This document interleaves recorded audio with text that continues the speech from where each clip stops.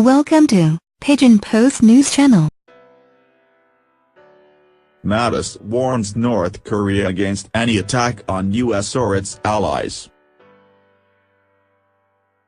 Seoul, South Korea, AP, in an explicit warning to North Korea, U.S. Defense Secretary Jim Mattis on Friday said any use of nuclear weapons by the North on the United States or its allies would be met with what he called an effective and overwhelming response.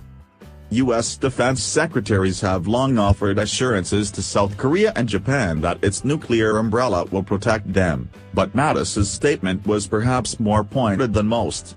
He made the remarks during an appearance with his South Korean counterpart, Defense Minister Han Min-koo. North Korea continues to launch missiles, develop its nuclear weapons program, and engage in threatening rhetoric and behavior, Mattis said with Han standing at his side and U.S. and South Korean flags at their backs. "We stand with our peace-loving Republic of Korea ally to maintain stability on the peninsula and in the region," he added. America's commitments to defending our allies and to upholding our extended deterrence guarantees remain ironclad. Any attack on the United States, or our allies, will be defeated, and any use of nuclear weapons would be met with a response that would be effective and overwhelming. Mattis's statement showed why he chose South Korea for his first visit overseas since becoming Defense Secretary January 20. He sought to reassure South Koreans of the long-standing U.S. commitment to a defense treaty that President Donald Trump suggested during the campaign was a bad deal for America. Mattis also was discussing with the South Koreans a timetable for deploying an advanced U.S. missile defense system, the Theater High Altitude Area Defense, or THAAD, that is meant to improve protection of South Korea and Japan, as well as U.S. troops stationed in both countries, against a North Korean missile attack. The current caretaker South Korean government has said it supports THAAD deployment, but the decision is in doubt because of approaching national elections. In his remarks Friday, Han echoed Mattis's concern about North Korea's nuclear and missile programs.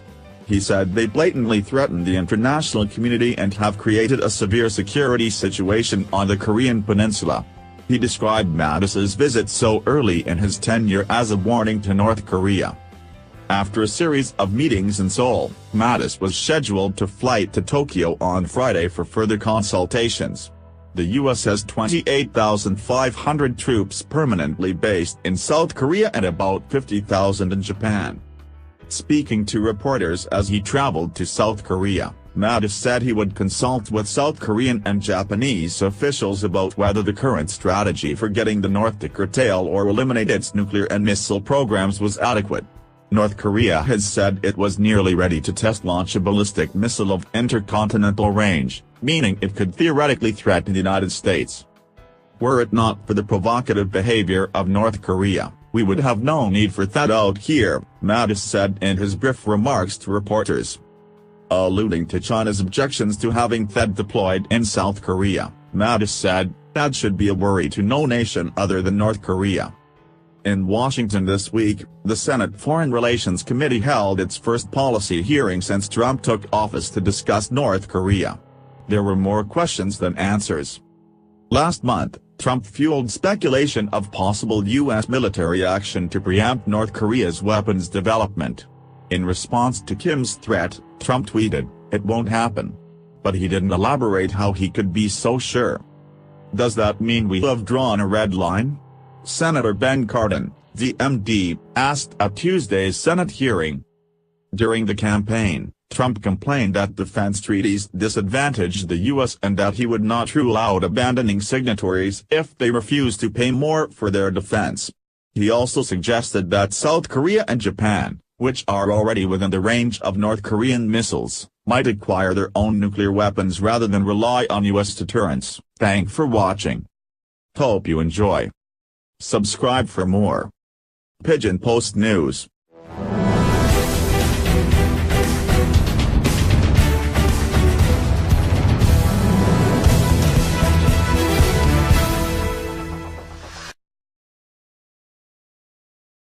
More from the foreign policy side, the Chinese government says it's going to return a U.S. Navy drone seized from international waters in the South China Sea.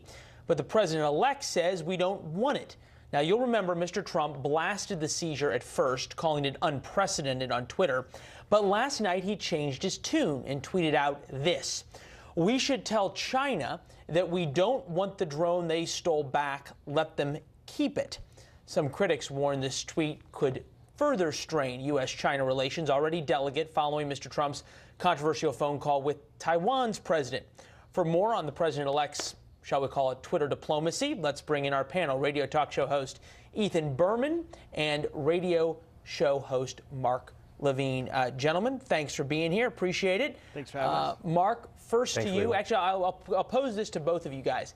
Do either of you understand these two tweets, one calling it unprecedented and being so angry, and the next one telling the Chinese to keep the drone? I don't know what caused Donald Trump to flip-flop. Maybe he owes massive debts to the Chinese, and they promised to call them in. Remember, he won't tell us what debts he owes to China and to Russia. He won't disclose that information, so we really don't know who's pulling the strings of our president-elect. Well, I didn't think we were going to all get there so quickly. Ethan, does this make sense to you, or are you scratching your head as well? It's schizophrenic in terms of he's going one way then the other. And by the way, in terms of diplomacy, the stream of consciousness tweeting is exceptionally dangerous. Go back 100 years to the beginning of World War I. Less things have started wars. Now, Ethan, just in fairness, I did hear a couple folks earlier today defending Mr. Trump here, saying essentially that by saying, hey, keep the drone, no problem, maybe upping the ante a little bit, because when he becomes president and he wants to do something to China, maybe steal one of their drones or steal one of their stealth aircraft or something like that, he can say, well, you took our drone, we're going to take this in return. Is there some power in saying, never mind, we'll see on the playground? The only power in the way that he approached this is keeping him, unstable. We don't know which way that he's going to be coming at us. This kind of unstable diplomacy I find to be deeply disconcerting. And I guess if that's your approach, is so they never know what's coming next. But that is a very dangerous way to approach diplomacy. This is why we haven't. Somebody else That's who why doesn't we know, don't do it that way. Somebody else who doesn't know what's coming next is James Woolsey, who's former director of the CIA and a Trump advisor. Take a listen to him this morning.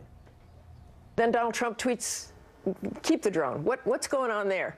I don't know. I can't keep up with tweets. I don't do the social media myself, so who knows? Okay, you better start reading those Donald Trump tweets. All right, so is this the new reality, Mark, that Twitter diplomacy, never mind all the diplomatic cables and ambassadors and everything else, just set up a Twitter alert?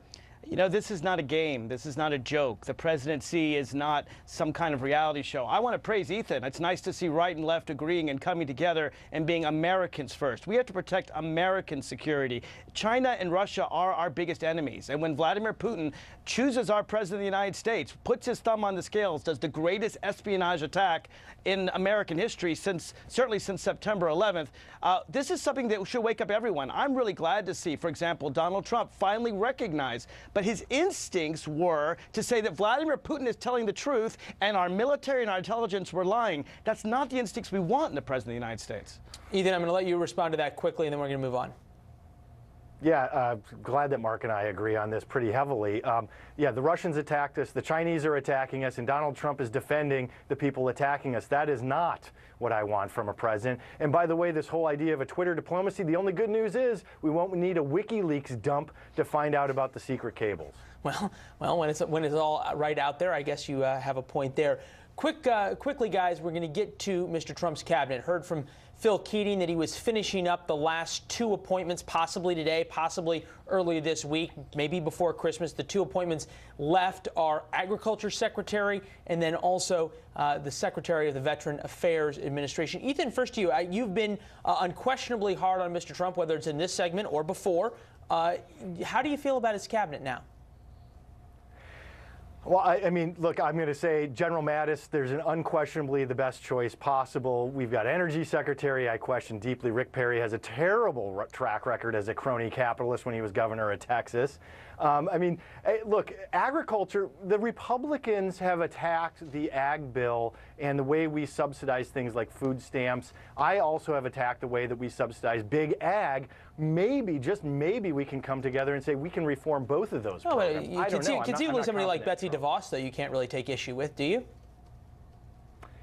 Well, I mean, undermining public education and saying we need to exclusively move to a voucher system when we need to move away from public education, publicly funded education, I do find disconcerting because the poorest neighborhoods, those who aren't able to speak for themselves as well as those of us who are doing better in life, I'm concerned about them getting a lesser education. So yeah, no, I am concerned about her as education secretary. All right, Ethan. Mark, you heard Ethan. I think he only had one name that he was okay with. Can you give more than one name, or are you just going to go for 0?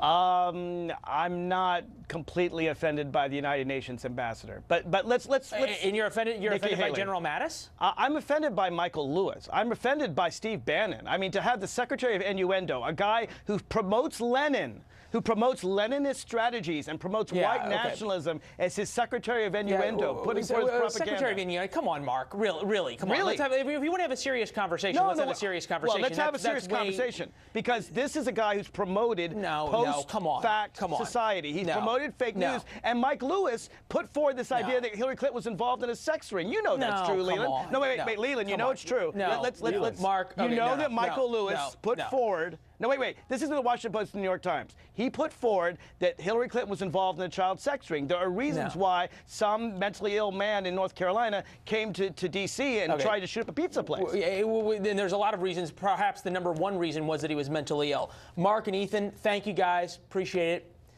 Thanks, Leland. You know, whenever you have radio talk show hosts on, they always make it interesting. And keep it right here for more interesting conversation after our show, Fox News Sunday.